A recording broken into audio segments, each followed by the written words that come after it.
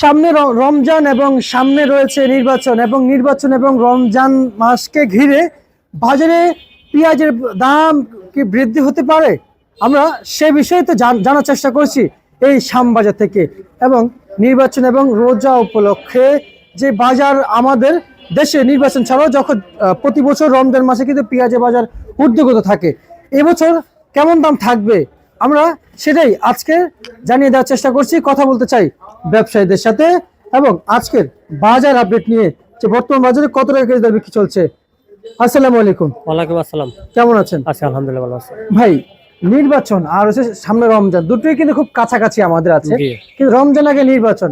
সবার আগে জানবো নির্বাচনকে ঘিরে সামনে কি পেঁয়াজ বাজার বাড়বে? না, নির্বাচনের সাথে পেঁয়াজের কোনো সম্পর্ক নাই। সম্পর্ক নাই? না না না না, অনেকে তো ব্যস্ত থাকে, যেমন কেউ খাবার নিয়ে ব্যস্ত থাকে, মানে যে অনেক ভোটারদেরকে খাওয়ায়, হ্যাঁ, তাই অনেক পেঁয়াজ লাগে, অনেক পেঁয়াজ মানে এখান থেকে ক্রয় করে ওখানে খাবারের সাথে দেওয়া হয়, তাই সেই জন্য বলতে চাইছিলাম আর কি। না, নির্বাচনের সাথে পেঁয়াজের কোনো সম্পর্ক নাই, কিন্তু সামনে রোজার জন্য দেখা যাচ্ছে বাজার একটু উদ্যমী হবে। এই কারণে দেখা যাচ্ছে 1 মাস রোজা থাকে, সবাই দেখা যাচ্ছে 1 মাসের বাজারটা একসাথে করে ফেলে, যার লাভে 2 কেজি সে নেবে 5 কেজি, সেই হিসেবে মালে একটু কৃত্রিম সংকট তৈরি হয়, সেই হিসেবে দেখা গেছে কি বাজারটা একটু উদ্যমী হয়। মানে রমজান মাসে বাজার একটু বৃদ্ধি, রমজান মাসে আগে বাজারটা বাড়বে, রমজান ঢুকে গেলে 1-2 রোজা ঢুকে গেলে কোন বাজার কমে যাবে। আচ্ছা আচ্ছা আচ্ছা, বুঝতে পারছি। আর আজকের এই শ্যামবাজারে যে হারে পেঁয়াজগুলো আমরা দেখতে পাচ্ছি আপনাদের ঘরে, ভাই কৃষক তো পেঁয়াজ নিয়ে আসছেন, কিন্তু এই কৃষকরা এই যে পেঁয়াজগুলো যে বিক্রি চলছে বাইরে আমরা দেখতে পাচ্ছি, এবং এই যে বিক্রি চলছে আমরা দেখতে পাচ্ছি, আপনাদের ঘরেও কিন্তু পেঁয়াজ রয়েছে, সব বিক্রি হয়ে গেছে। সব মিলিয়ে আসলে এই বাজার অনুযায়ী যে বাজার রয়েছে, আমরা কিন্তু রমজান মাসে কিন্তু আমাদের মুসলিম দেশ, আমরা জানি যে সব দেশে রমজান মাসে সবকিছু দাম কম থাকে, আমাদের দেশে বেশি থাকে। ঠিক আমি যেমনটা আশা করছিলাম আপনার কাছে, আমি ঠিক তেমনটাই শুনতে পাইছি, রমজান মাসে বাজার বাড়তি থাকতে পারে, কিন্তু বাড়তে থাকলে কৃষকরা কেন ন্যায্য দাম পাবে না? না, কৃষকরা তো ন্যায্য দাম পাবে না বলতে পাবে না, এখন অবশ্যই পাবে, কিন্তু মধ্যস্বত্বভোগী যারা আছে ওরা লাভটা বেশি করে, ওনারা লাভটা একটু বেশি, ওরা লাভটা বেশি করে। দেখা যাচ্ছে কৃষকে এই মালটা উৎপাদন হইতে 3 মাস সময় লাগে, 3 মাসে হাড় ভাঙা পরিশ্রম করে উৎপাদন করে দেখা গেছে ওরা যে রেটটা পায়, আর দেখা গেছে একটা কৃষক মধ্যস্বত্বভোগী যারা আছে আর আমাদের কাছ থেকে মালটা নিয়ে দেখা যাচ্ছে পার্টিতে লাভ করতে 15 থেকে 20 টাকা। হ্যাঁ, ওই জন্যই মধ্যস্বত্বভোগীরা লাভ বেশি করতেছে আর সাধারণ ভোক্তারা ক্ষতিগ্রস্ত হচ্ছে। আচ্ছা, এই যে আপনার পিছনে যে পেঁয়াজগুলা, কৃষকের এখানে কিন্তু কৃষকের অবদান পুরোটাই, হ্যাঁ, কৃষক ন্যায্য দাম পাবে, বাকি যারা আছে তারা 2-1 টাকা এদিক সেদিক করে বিক্রি হবে, কিন্তু কৃষক সেখানে কৃষক ন্যায্য দাম পাচ্ছে না, যারা কিনেছে তারা ন্যায্যভাবে বিক্রি করছে এবং তারা দাম পাচ্ছে মাঝখানে, এবং শুরু এবং শেষে কৃষকের মূল্য থাকতেছে না, সার বিষের দাম বেশি। এই যে আপনারা যে বলেন, কৃষক যে বলে ভাই সার বিষের দাম বেশি, আর কত দৌড়াবো, আর কার কাছে যাব, আমাদের দেশের সরকার থেকেও আমাদের জন্য নাই। তো সেই জায়গায় আমরা কৃষকরা তাহলে কি এভাবে আগামী বছর কিংবা আগামী দিনগুলোতে কি আগ্রহী হবো পেঁয়াজের প্রতি রোপণ করার জন্য, নাকি আমরা এই পণ্য ছেড়ে অন্য পণ্যের দিকে ঝুঁকবো? না, কৃষক তো পেঁয়াজটা ওরা লাগাইতে হবে, কিছু কিছু এলাকা আছে পেঁয়াজ উৎপাদন অন্য কিছু উৎপাদন কম হয়, পেঁয়াজ লাগাবে, বাজার কম থাকলে লাগাবে, বেশি থাকলে লাগাবে, কিন্তু কৃষক লাভের আশা করে মানে পেঁয়াজ উৎপাদন করে, কিন্তু দেখা যাচ্ছে কৃষক ন্যায্য মূল্য পাচ্ছে না। আর মধ্যস্বত্বভোগী যারা আছে, একটা কৃষক 90 দিন এটা তলে পরিশ্রম করে, দিন রাত পরিশ্রম করে উৎপাদন কইরা কৃষক বিক্রি করতেছে কত আজকে 35 থেকে 38 টাকা, সর্বোচ্চ 40 টাকা, কিন্তু খুচরা বাজারে বিক্রি হচ্ছে 50 থেকে 55-60 টাকা। তাহলে একটা কৃষক 3 মাস পরিশ্রম করে যে উৎপাদন করে যে 2টা বেনিফিট করবে তা না করে মধ্যস্বত্বভোগীরা এখান থেকে নিয়ে আমাদের কাছ থেকে নিয়ে ওরা একটা হাত পরিবর্তন হইলে 15 টাকা 20 টাকা 10 টাকা লাভ করতেছে। জি ভাই, কিন্তু কৃষক তো বলেছে আমাদের অপশন আছে, যেমন পাট, সরিষা, ধান, সকল অপশন আমাদের হাতে আছে। আমরা কৃষকরা এমনও কৃষক আছি যে নিজে রোপণ করে নিজে খাইতেছি, আর বাকিগুলো তো অন্য পণ্য আবাদ করতেছি, পাট আবাদ করতেছি, ধান আবাদ করতেছি, সরিষা আবাদ করতেছি, বিভিন্ন যাবতীয় পণ্যগুলো আমরা আবাদ করতেছি, কিন্তু পেঁয়াজ আবাদ করবো না, কারণ এগুলো তো আমরা বেশি লস যাইতেছি। আমরা চাই দেশ উন্নত হোক আর সরকার চাই দেশ ডাউন হোক, তাহলে আমরা কৃষক আমরা আগ্রহী দেখা আবার লাভ হবে না, যেটা আমাদের অনেক লস যাইতেছি।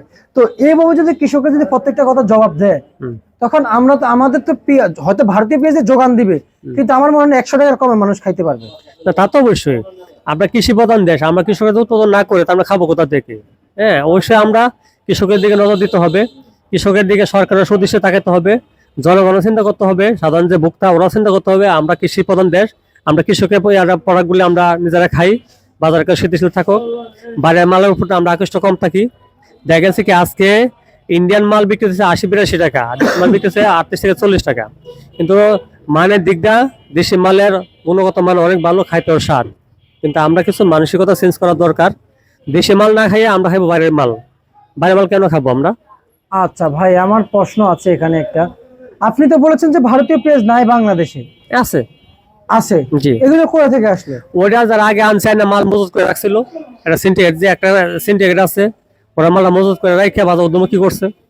না, এটা তো সম্পূর্ণ সরকারের দেখা উচিত। অবশ্যই যে দরকার। বাজার যেহেতু আছে, দেশি কৃষকের পেঁয়াজ বিক্রি হয়, আপনাদের পেঁয়াজ 2 দিনের পেঁয়াজ, যেমন ভারতীয় পেঁয়াজ কিন্তু আনলে এক গাড়ি কিন্তু শ্যামবাজারে এক একটা ঘরে একদিন থেকে 1.5 দিন লাগে, এর বেশি সময় লাগে না। আবার কারো কারো মানে প্রায় 4-5 ঘন্টা লাগে বিক্রি হইতে, এর বেশি হয় না। সে পেঁয়াজ যদি মজুত করে রাখে, এটা অবশ্যই ভোক্তা কর্মকর্তা এবং সরকারের দায়িত্ব দেখার। দেশে কৃষক আছে, তাদের দিকে কিন্তু তাকাইতে হবে, তাই না? তাহলে অবশ্যই এটা তাদের দেখা উচিত। আপনি কি বলেন? না, তারা দেখা উচিত, ওরা তো দেখে মনে দেখে না। কারণ দেখা গেছে কি যে 30শে জানুয়ারির পরে আইপি টোটালি বন্ধ। 30শে জানুয়ারির আগে যারা মাল আনছিল ওরা মাল গোডাউনে রাখছে, গোডাউনের মাল মজুত করে রাখছে। এই মজুত করা মালটা বিভিন্ন মোকামে দিতেছে, মোকামে দিয়ে দেখা গেছে ওই মালটা এখনো মোকামে চলতেছে। আর পেঁয়াজ আইপিটা যদি ডিসেম্বরে বন্ধ করে দিত সবচেয়ে ভালো ছিল। আর ডিসেম্বরে আইপিটা চালু করে দিয়ে কৃষকের অনেক ক্ষতিগ্রস্ত করছে। এই ক্ষতিটা কৃষক যে এই বর্ষা পোষাইতে পারবে না। সেই জন্য দেখা গেছে কি কৃষককে বাঁচাতে গেলে সরকার কিছুদিন নজর দিতে হবে, সাধারণ জনগণের নজর দিতে হবে। আর কৃষকের উৎপাদন খরচ কমাইয়া দাম কমাইতে হবে, কারণ কৃষকের উৎপাদন খরচ বেশি, আর দাম কমাইলে কৃষকের অনেক ক্ষতিগ্রস্ত হবে। কৃষকের দেখা গেছে পরবর্তী বছর এগুলি আবাদের প্রতি আগ্রহ নষ্ট হয়ে যাবে। আচ্ছা আচ্ছা আচ্ছা আচ্ছা। তা আজকে পেঁয়াজ মার্কেটে কত টাকা বিক্রি চলছে? আচ্ছা, সর্বনিম্ন 35, সর্বোচ্চ 40 টাকা। বাজার একটু বেশি মনে হচ্ছে না? গতকাল থেকে 2-3-4 টাকা বাজার বেশি। আচ্ছা, 2-3-4 টাকা বেশি মনে হচ্ছে। জি। আচ্ছা, আজকে রসুন এবং আলু, যে আমরা যদি বলি এই যে আলু, দেশে এত আলু আমরা এক্সপোর্ট করলে কিছু ডলার পাই, অথচ সরকার কিন্তু 16টি ব্যাংক থেকে 16টি ব্যাংক থেকে মনে হয় 17 কোটি কিংবা 17,000 ডলার, না 17,000 না 17 কোটি বিলিয়ন ডলার কিন্তু সরকার কিন্তু আমদানি করতেছে বাংলাদেশে, এই হয়তো নির্বাচনের কারণে। ঠিক আছে, আমরা এত কিছু না করে আমরা যদি কৃষকের পণ্য যদি কাজে লাগাই, এটা তো আমাদের জন্য বেনিফিট হবে, সেগুলো দিয়ে আমরা কিছু একটা করতে পারবো দেশের জন্য। আমাদের হয়তো অস্ত্র কিংবা আরো অন্যান্য কিছু কেনার জন্য আমাদের প্রয়োজন হবে ডলার, তখন আমরা ডলার ক্রয় করতে পারবো। কিন্তু আমাদের ডলার ক্রয় করার আগে আমাদের দেখতে হবে আমাদের কি আছে না আছে, সেটা দেখে কিন্তু আমাদের করতে হবে। কিন্তু এখন তো যে আলুগুলো আছে এগুলো বিক্রি করলে কিন্তু দেশে কিন্তু অনেক ডলার রিজার্ভ হবে না? তো সেগুলো দিয়ে কিছু যোগান দেওয়া যায় দেশটা। না, যদি আলু এক্সপোর্ট করতে পারতো, এক্সপোর্ট করলে যে কৃষক একটু বেনিফিট হইতো, বাংলাদেশে কিছু ডলার রিজার্ভ হইতো। কারণ দেখা গেছে এটা কৃষি মন্ত্রণালয়, বাণিজ্য মন্ত্রণালয় ব্যর্থতা। কারণ এরা এই বছর যে পরিমাণ আলু উৎপাদন হয়েছে, যদি এখন আলু এক্সপোর্ট করতে না পারে, কৃষক এই বছর অনেক ক্ষতিগ্রস্ত হবে। গত বছর কৃষক ক্ষতিগ্রস্ত হচ্ছে, এই বছর ক্ষতিগ্রস্ত হবে। সুতরাং বর্তমান যে ক্যাটার গভর্নমেন্টে যারাই আছে, এরা এই মুহূর্তে পদক্ষেপ নেওয়া দরকার। যারা এক্সপোর্টার আছে, ইম্পোর্টার আছে, এদেরকে একটু সহযোগিতা করা দরকার, যে আলুটা বাইরে রপ্তানি করার জন্য।